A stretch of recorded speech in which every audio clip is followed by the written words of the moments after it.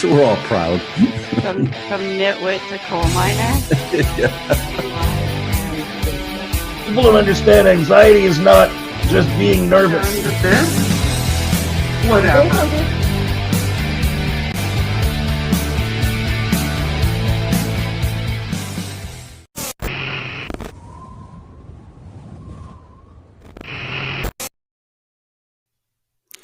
Oh my God, that's so fancy. I think what I'm going to do is turn on the comments here as well. There's a couple of you here. Hi.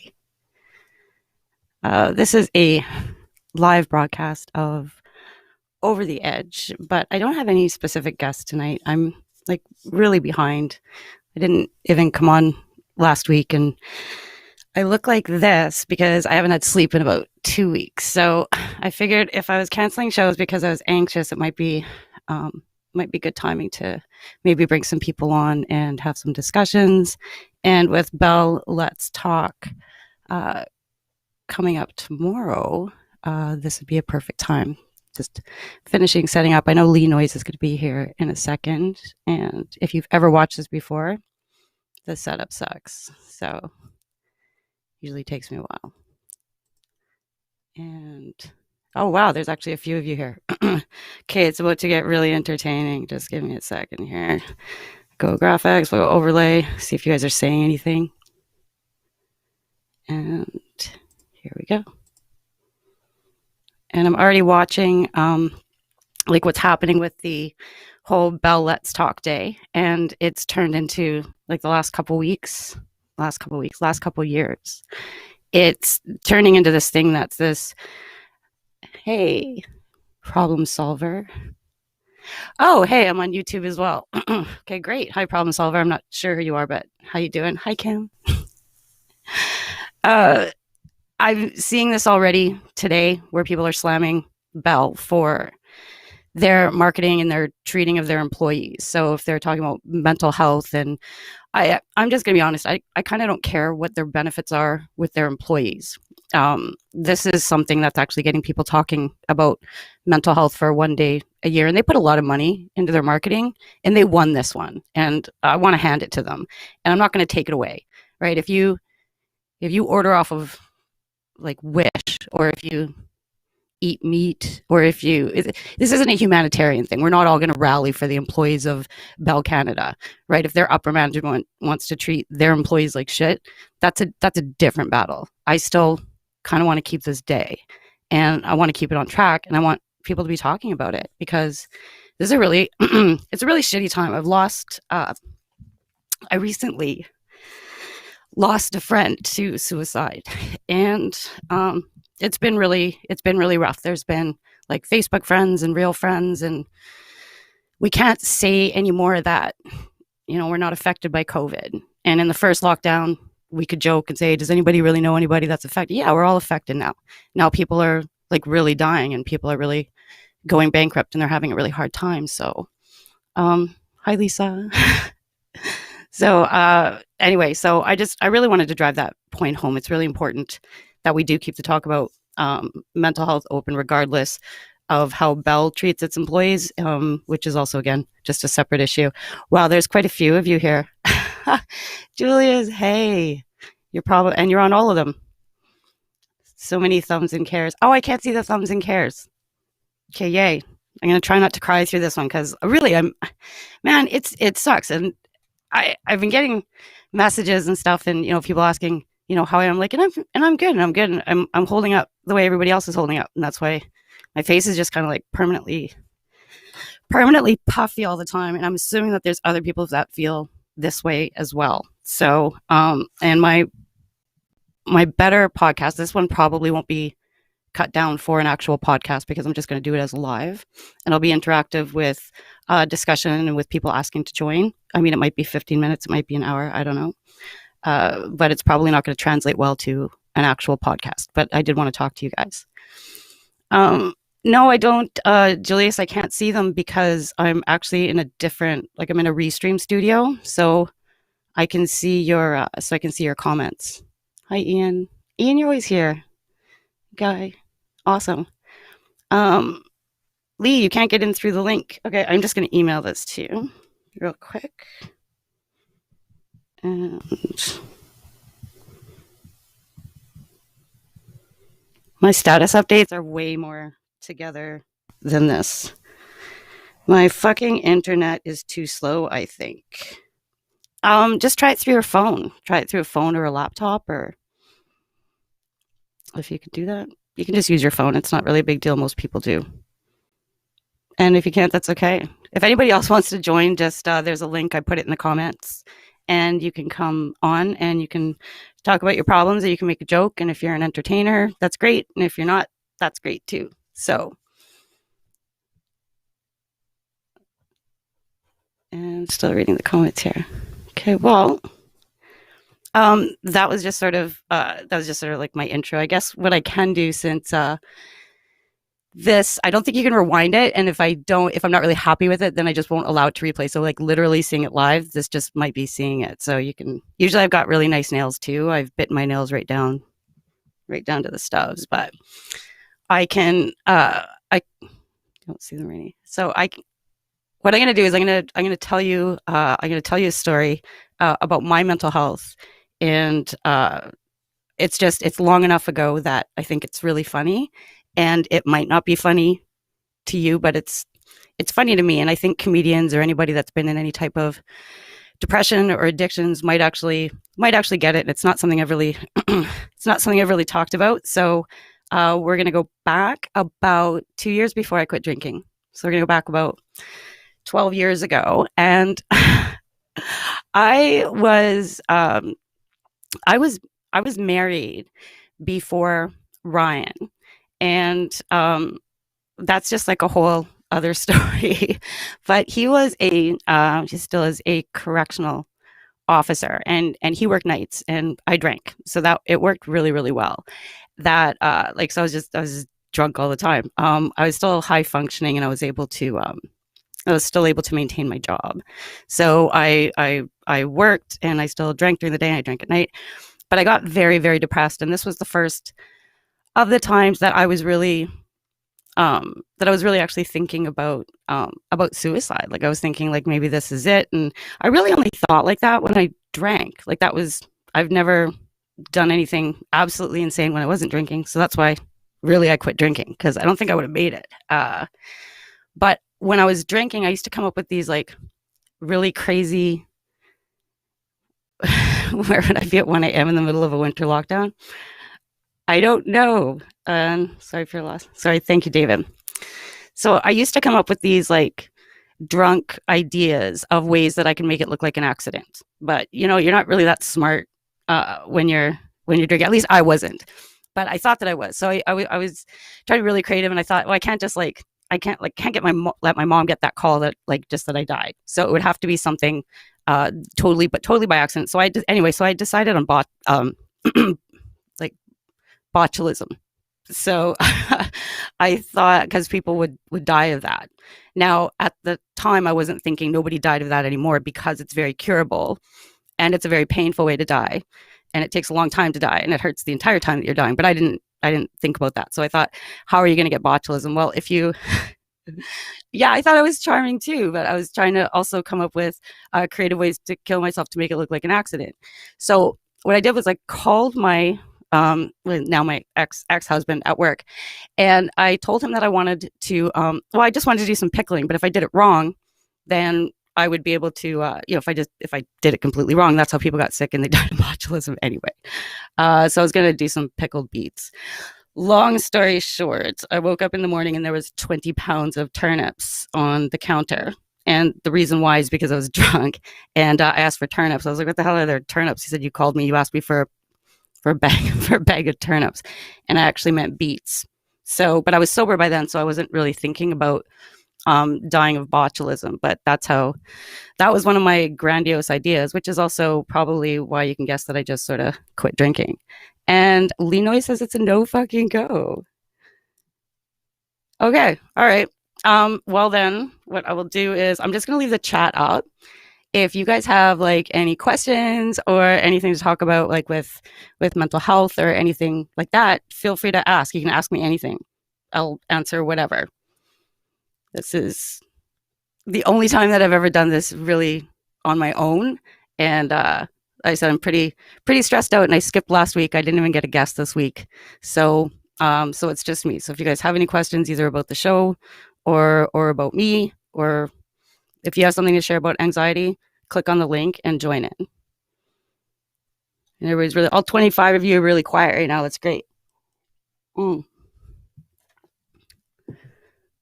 And what else can I talk about then too? You guys, I don't know what I did with the turnips. They were, I don't even remember. Pretty sure I didn't eat them. I did get beets. I did pickle them. I did it though, so they didn't really turn out. Am I in the program? No. And if you're talking about like the program like AA, I'm not. I'm not. I quit drinking 10 years ago. That's when I quit. And then I had no alcohol for 4.5 years, and then I had like all alcohol for 2 weeks. Lee was there, and then I haven't had a drink now in the 4 years. So I actually 4.5, almost 5 years. So it was I quit drinking a long time ago, except for that one time. That was that was a really good reminder as to why I don't drink at all. But I was in the program until until I had my relapse, and then afterwards I didn't go back. So Lee was. Daughter and wife are going through mental health issues right now. Thanks, Lauren. I've regular people are going through a lot of mental health issues. Yeah, it has been that long. It was actually, sorry, it was October of 2016. So, yes, Kim, 4.5 years. And somebody really should have taken my Facebook away from me at that time, because anybody that was friends with me, oh, yeah. So anybody that was friends with me at the time knew that it wasn't, knew that it really wasn't a good time.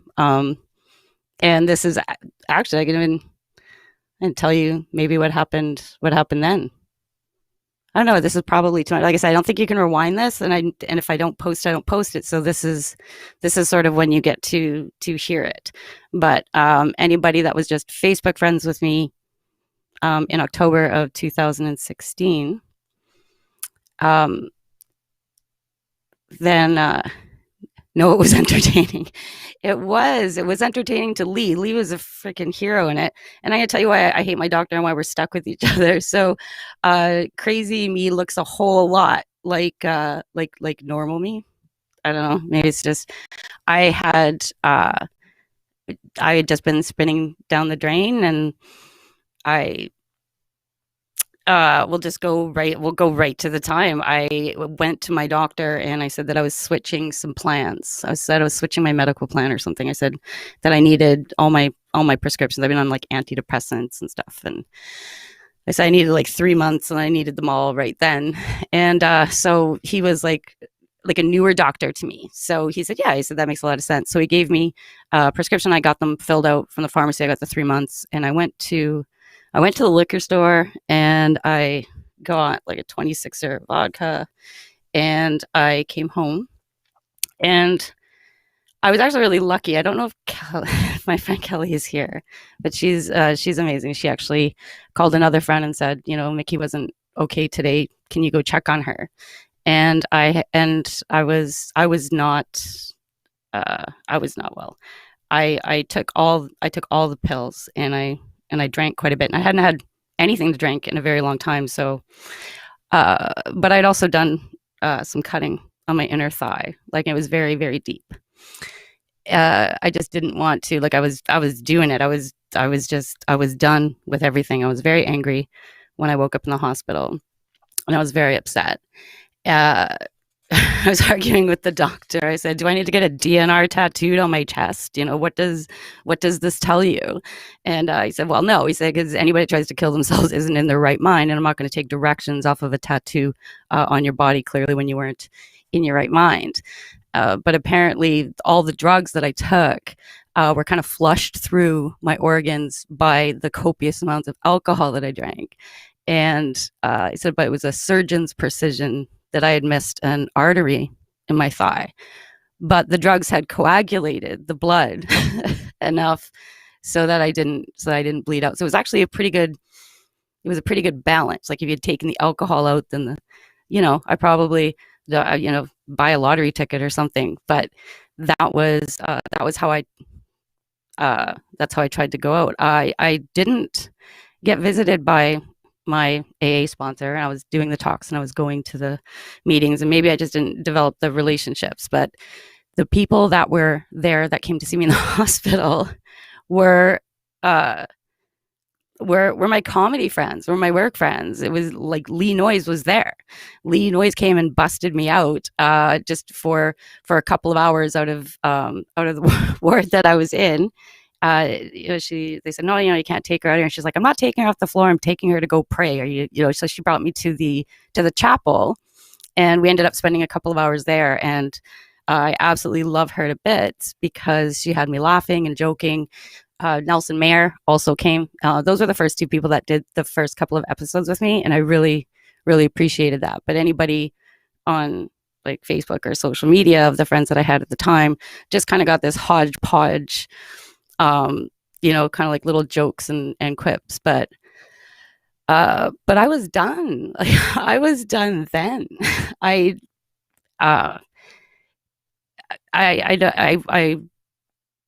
told my boss to fire me. Like, call him, like, fire me. He's like, I'm not firing you. He's like, you're not like this. Get your shit together and come back to work. And I got my shit together and I went back to work. And the world just went on. And that was, and that was a while ago. And it's only it's only because you and Nelson are batshit crazy too. You guys are, but in like the most awesome way. Like I love comedians. You crazy nutty bunch. You guys are just you guys are insane and you're funny. And John, I'm so glad you're still here. Wish I'd known. I've come and annoyed you for a while. John Nelson and I know each other from like for more than a decade.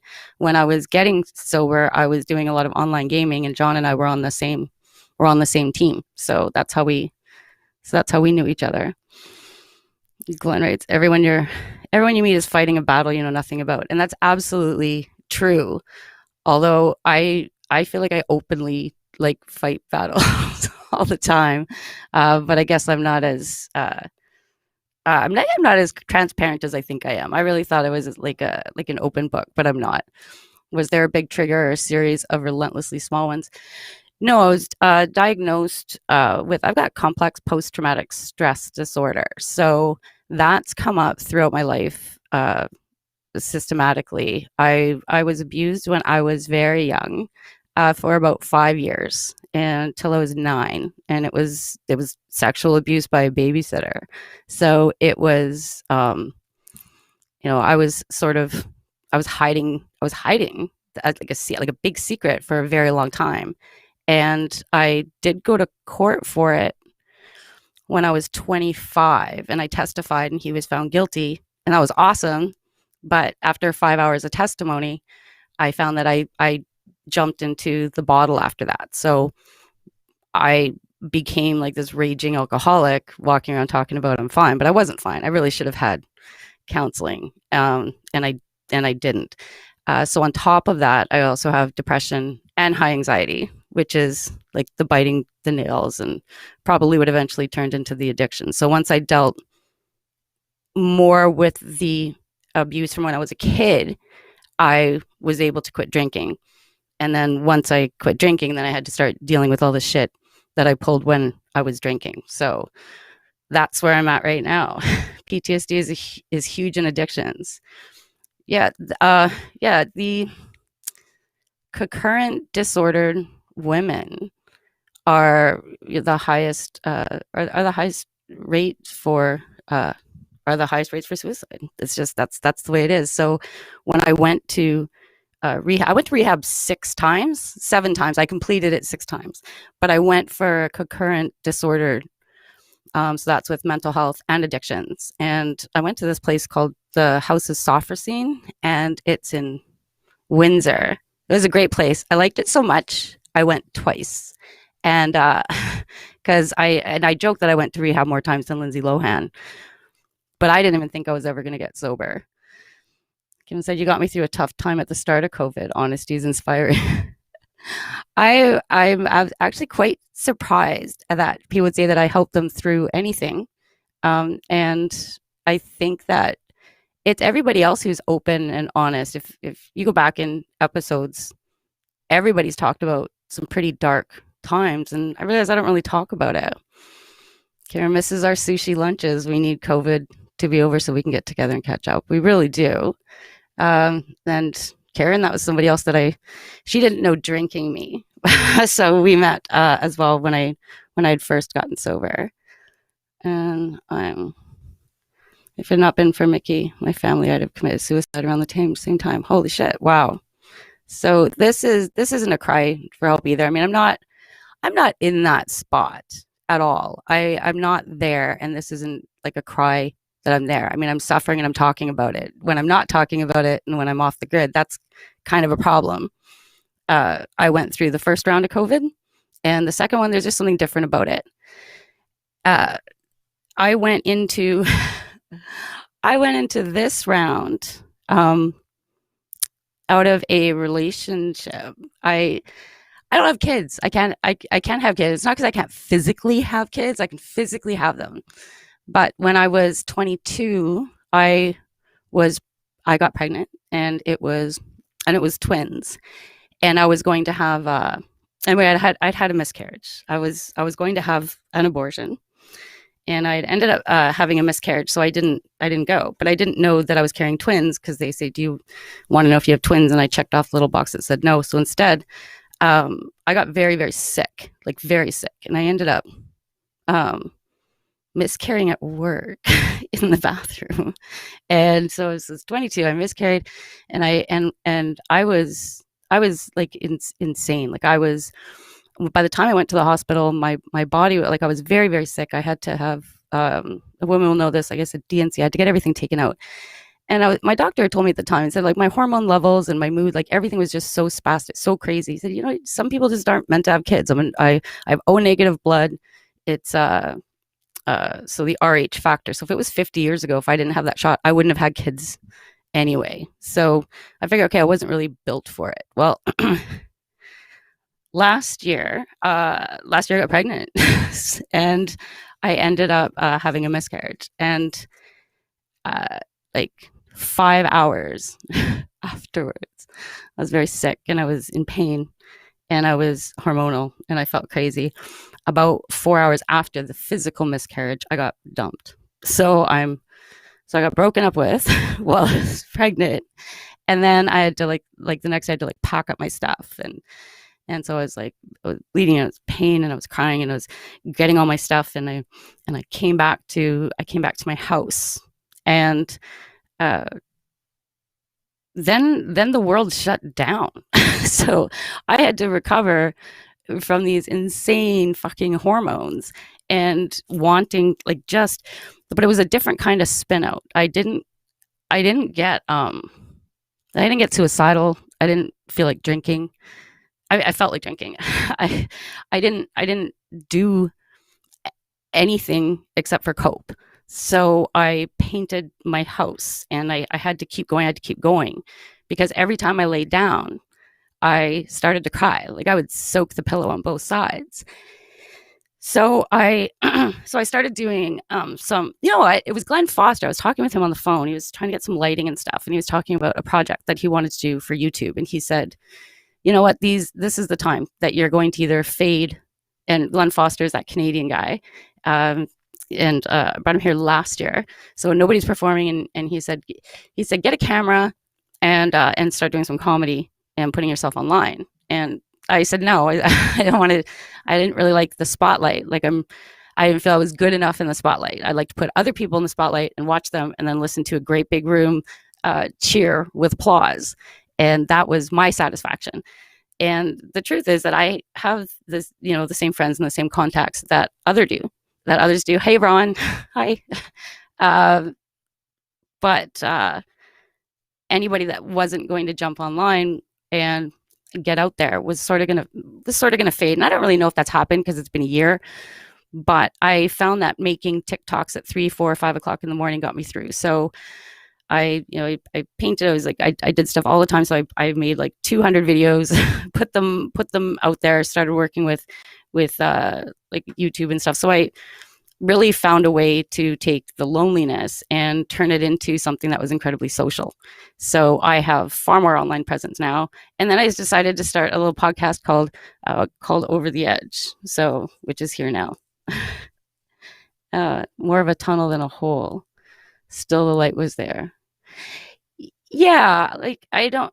Oh, and that's what this tattoo right here. This is the semicolon, and the semicolon project was started by a woman in Calgary whose father committed suicide, and it means that if you see somebody with a semicolon tattoo, it means you can have an open discussion about addictions and mental health. And the semicolon is used by an author when they could end their sentence, but they choose not to. Now, we've all been touched by lots of people with mental health, with addictions, myself personally, and people that I've known. And so anybody that knows me, anybody that sees the tattoo, and it's kind of funny because I'll be grocery shopping and somebody will look at it and say, "Hey, glad you're still here." Like it doesn't have to be for me; it could be for somebody else, but it means we can talk. One says, to thank you for giving me the opportunity on being the best show I've done, Comedian in the North. Thank you. Oh my gosh, thanks so much, Glenn. I love that show. I love it. I love it.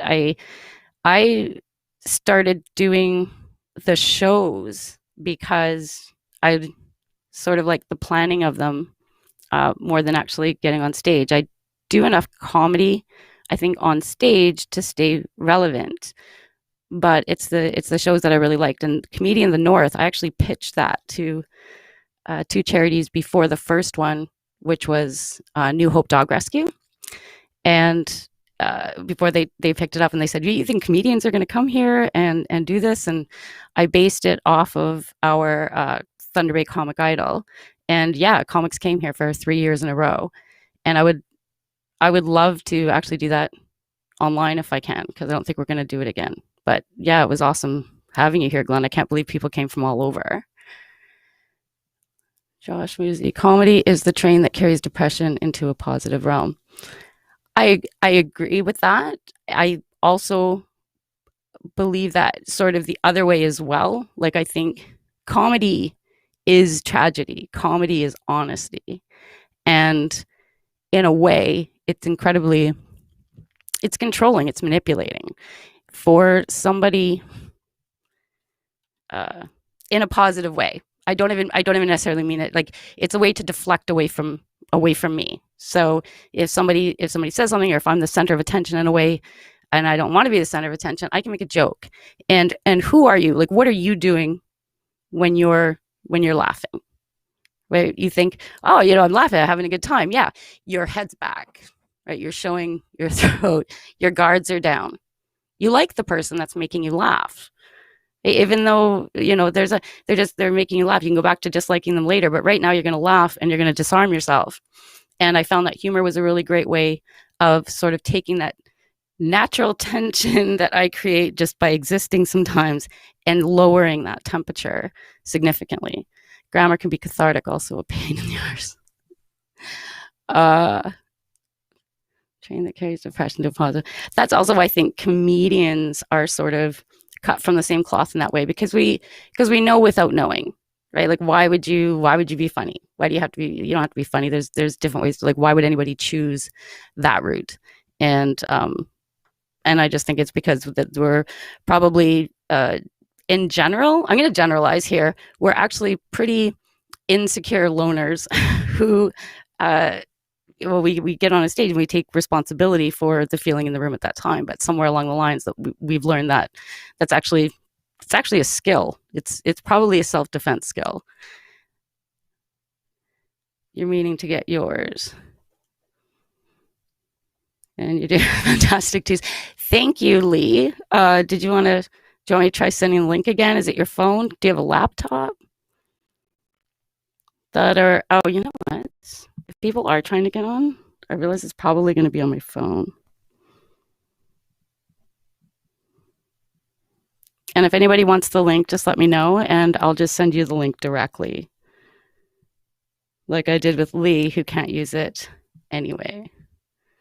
You are awesome. I've actually shared a lot. I think I'm taking comfort in the fact that the video can't be around, and I can choose to post it or not. Um, do any of you have any stories or anything you wanted to talk about, or like I said, any questions for me? Like anything, like everything's on the table. I literally, like, I have no script. I had nothing I was going to talk about. I wrote down turnips. I thought it was going to be a funnier story, but it's just kind of sad. And could you imagine try to kill yourself with botulism? This old broad has to go to bed. Okay, well, thank you very much, Lee.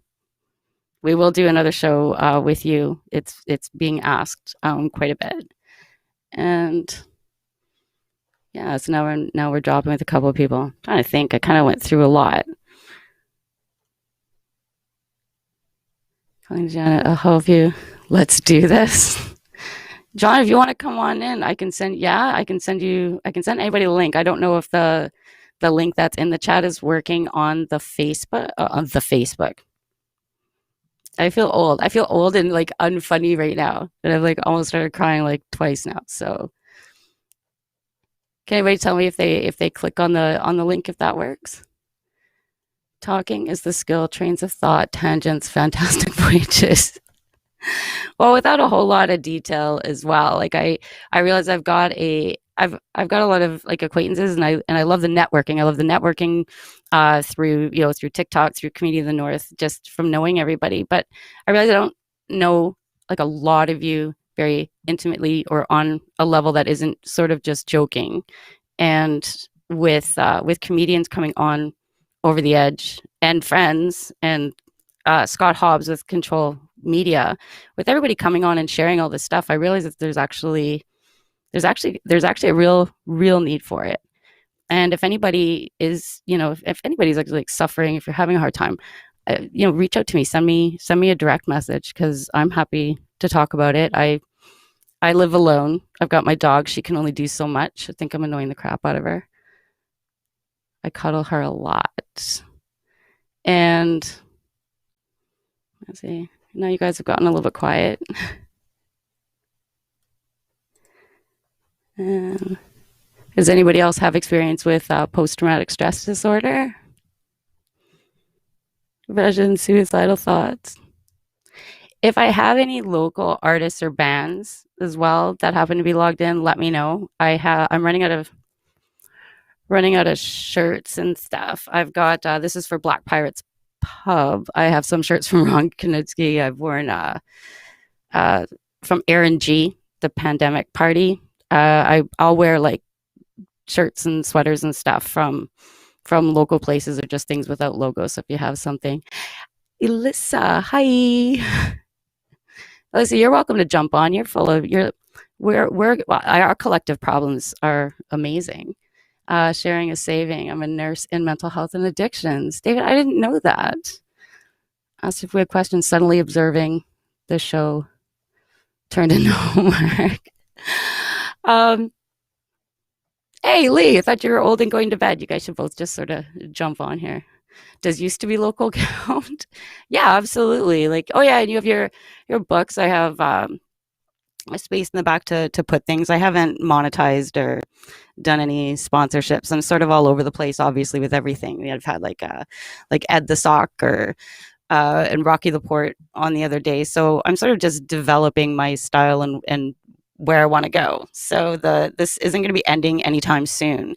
And the first time I felt like in March, April, May, like we were sort of taken care of. Like I didn't have to pay my mortgage, and car payments were deferred, and there wasn't any real. I didn't feel any fear. I wore a mask because I didn't want to upset people around me. I didn't want the little old lady who was looking at apples to feel like I was going to kill her because I wasn't wearing a mask. So I wore masks for other people, and as time went on, I started wearing a mask because I didn't want to get sick.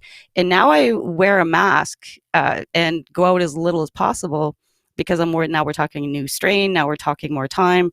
Now people are getting sick and passing away. And some people are losing their depression battle. And those are the ones I know of.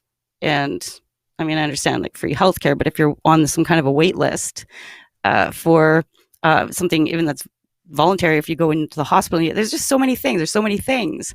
I was struggling to get into mental health care, and I ended up skipping the line. So I'm so you can if you complain enough, but everybody seems to be needing or wanting or deficient in something, whether it's mental health, money, physical health, any of those things. Some of you, one of your hats and aprons. Actually, an apron would be perfect. I'm doing a cooking show with Kelly Zemnicki's on like next Saturday.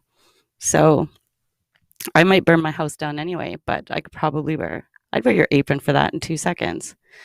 This old girl's hitting the hay. Let's see if I have any more requests here.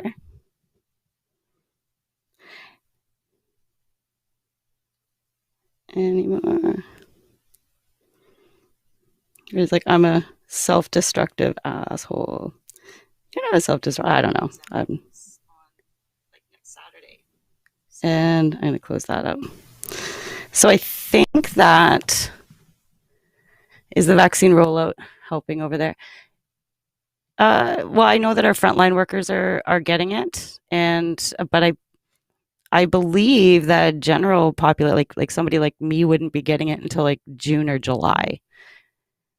And the cooking show, yep, it's going to be online. Oh, actually, so we're pre-recording it on Saturday, so I'm not really sure when she's going to air it, but I'll share it on this page or the Incidents Comedy page as well. I realize I just look so tired. I wasn't going to cancel 2 weeks in a row, but I'm also very aware that I look very, very tired. And vaccine rollout. Let's see.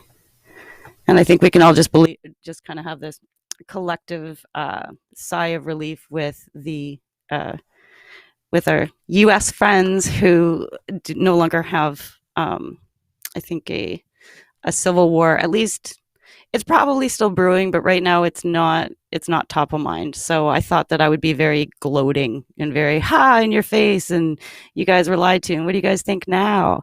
And I find that instead of feeling like gloating and pointing fingers and rubbing anybody's face in it, I actually just sort of feel relieved.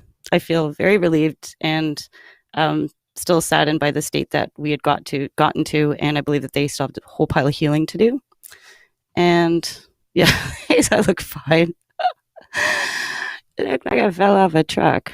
What would pickled turnip even taste like? See, it was supposed to be beets. So I don't know what point I was supposed to pickle beets, or I could have pickled pickles, and I didn't know what I wanted to pickle. And I know that you could get it from canning, but I didn't know what you could can because I didn't even cook, but I was going to try pickling things. And I just remembered when I was a kid, my mom would like boil these glass jars and put oh, see, I almost did it. I almost did it again. That's exactly how it happened. I haven't been drinking. I apparently mix up turnips with beets quite regularly. I imagine we threw out a lot of beets. No, we're arresting all of them, and it's great. And you had those post-Trump moments too, but refrained from gloating too much. Yeah, there wasn't a whole lot of ha. It was just kind of okay. Well, we'll just move on to the next thing. And we've had quite a few people in here. I think I think what I'll do is I will post this. I'll end the broadcast. I know I only have about an hour. I use a mirrorless. I use a camera instead of like a phone, so I'm sort of on a time limit for this. So I'm going to. So what I'll do is I'll wrap it up. I've even got an ender. I don't know if you were here for the beginning, but I'm pretty happy with that beginning. A little ender here. So I'll say good night to you guys. By the way, botulism will make you seem insane before killing you. So basically, I would have seemed completely like myself, and then I would have died. Not sure if anyone would have noticed. But just like leave it to me to decide to die by something that people that's literally been cured. Like that's not how people go out. Anyway, thank you guys so much for being here. Thanks, David. Thanks, Kim. And I'm gonna try my little try my little ender. And yeah, thank you guys all for being here. I noticed it's gotten full. People have been coming and going, and maybe if it's shorter, uh, I can actually turn it into a podcast. So this is it.